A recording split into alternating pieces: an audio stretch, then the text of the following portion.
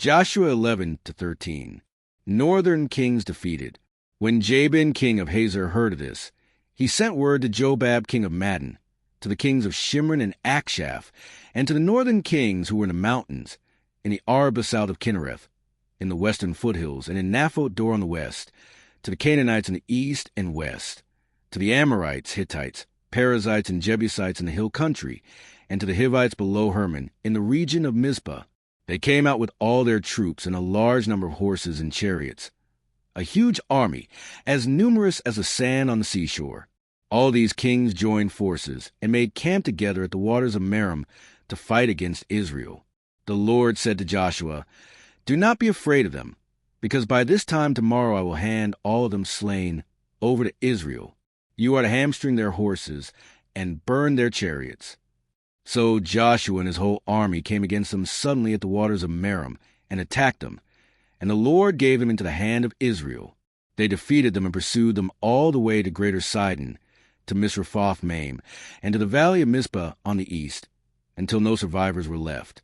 Joshua did to them as the Lord had directed. He hamstrung their horses and burned their chariots. At that time Joshua turned back and captured Hazor and put its king to the sword. Hazor had been the head of all these kingdoms. Everyone in it they put to the sword. They totally destroyed them, not sparing anyone that breathed, and he burned Hazor itself. Joshua took all these royal cities and their kings and put them to the sword. He totally destroyed them, as Moses the servant of the Lord had commanded. Yet Israel did not burn any of the cities built on their mounds, except Hazor, which Joshua burned. The Israelites carried off for themselves all the plunder and livestock of these cities, but all the people they put to the sword until they completely destroyed them, not sparing anyone that breathed, as the Lord commanded his servant Moses. So Moses commanded Joshua, and Joshua did it. He left nothing undone of all that the Lord commanded Moses. So Joshua took this entire land, the hill country, all the Negev, the whole region of Goshen, the western foothills, the Arabah, and the mountains of Israel with their foothills from Mount Halak, which rises toward Seir, to Baal-Gad in the valley of Lebanon below Mount Hermon. He captured all their kings and put them to death. Joshua waged war against all these kings for a long time, except for the Hivites living in Gibeon.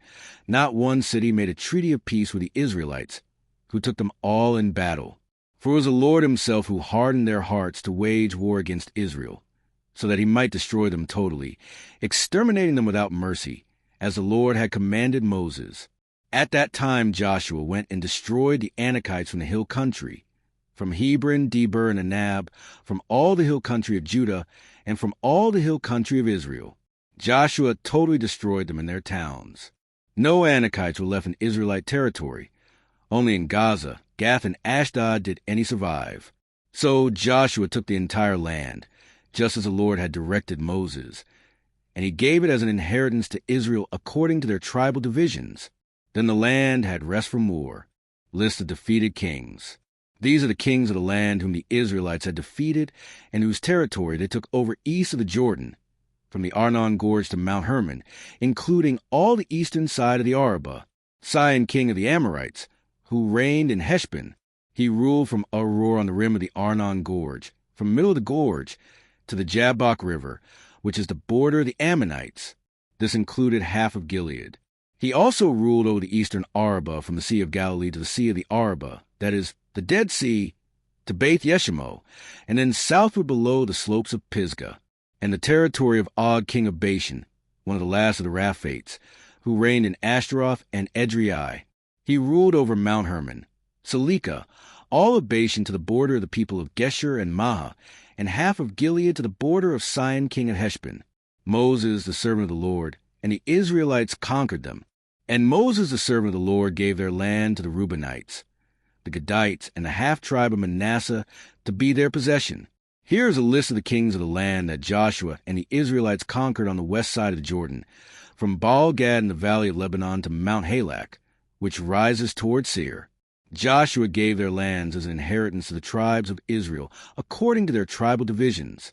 The lands included the hill country, the western foothills, the Arabah, the mountain slopes, the wilderness, and the Negev. These are the lands of the Hittites, Amorites, Canaanites, Perizzites, Hivites, and Jebusites. These were the kings. The king of Jericho, 1.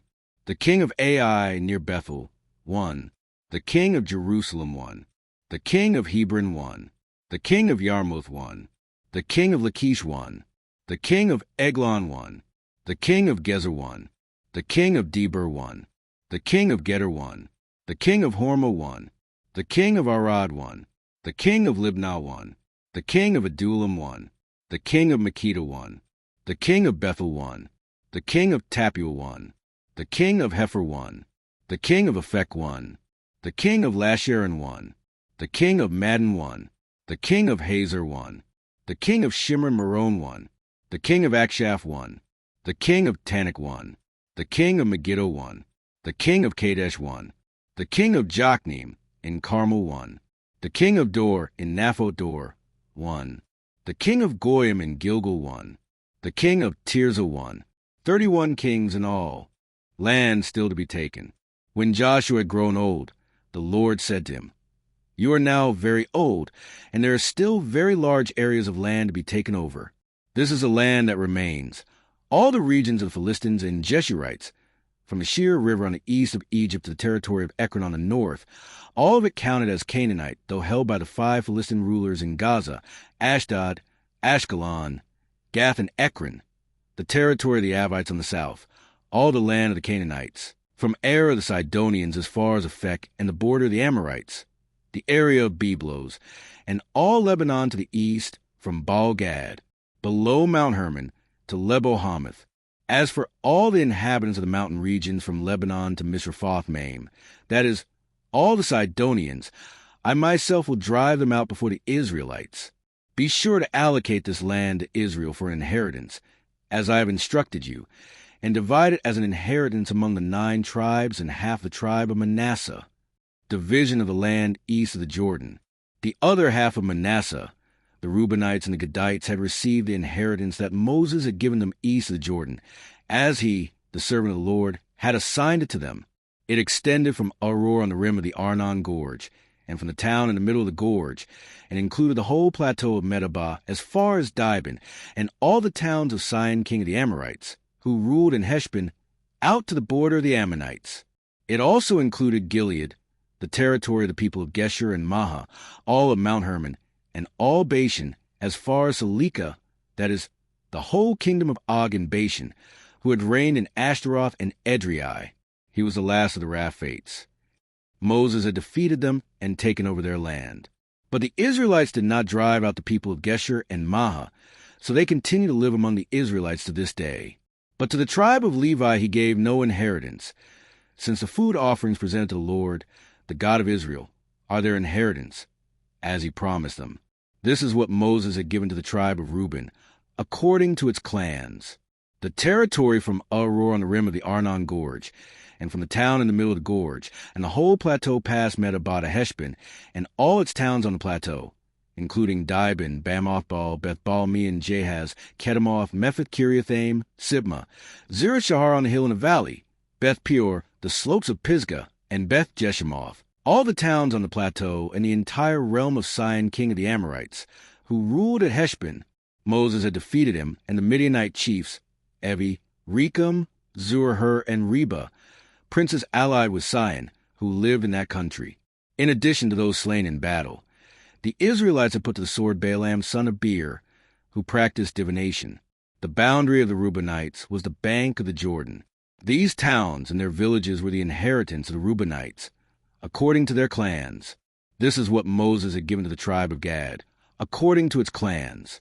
The territory of Jazer, all the towns of Gilead and half the Ammonite country, as far as Aroer near Rabbah, and from Heshbon to Ramath-Mizpah and Bedanim, and from Mahanaim to the territory of Deber, and in the valley Beth-aram, Beth-nimrah, Sukkot, and Zaphon with the rest of the realm of Sihon king of Heshbon, the east side of the Jordan, the territory up to the end of the Sea of Galilee.